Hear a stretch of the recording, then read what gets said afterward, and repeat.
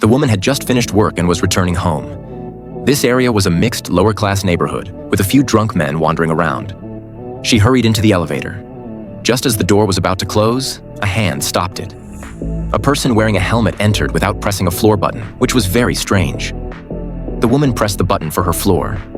But what made her nervous was that the person with the helmet also got off at her floor. She dared not make a sound and quietly followed behind. Suddenly, the person in the helmet stopped. The woman was too scared to move. It turned out that the person was her neighbor from next door.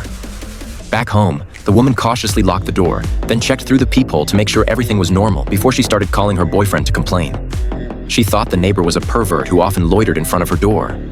Last time, when she had to change the locks after losing her keys, he had stood there the whole time, staring at her.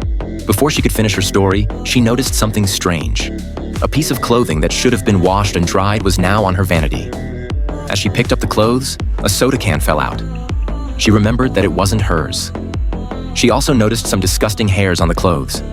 She felt certain that her home had been invaded, and she was sure it was by the pervert next door. Furious, she rushed out the door and started pounding on the neighbor's door, cursing as she did. But after knocking for a long time, there was no response. So she reluctantly returned home. Living in a place like this, she had to stay vigilant. Even when she went out, she kept her computer's camera on as surveillance. She was watching the footage when she suddenly heard a knock on the door. Thinking it was the pervert next door, she opened the door, but there was no one there. She then noticed a figure flash at the end of the hallway. Grabbing her pepper spray, she walked over, only to discover it was just a little girl. After asking a few questions, the girl left, and the woman returned home. She continued watching the surveillance footage, but what happened next filled her with despair. During the brief moment she had been outside, because she hadn't closed the door properly, someone had slipped in. The person had even drunk her beer. The worst part was that the intruder hadn't left, meaning they were still inside her home. The woman slowly turned her head in fear.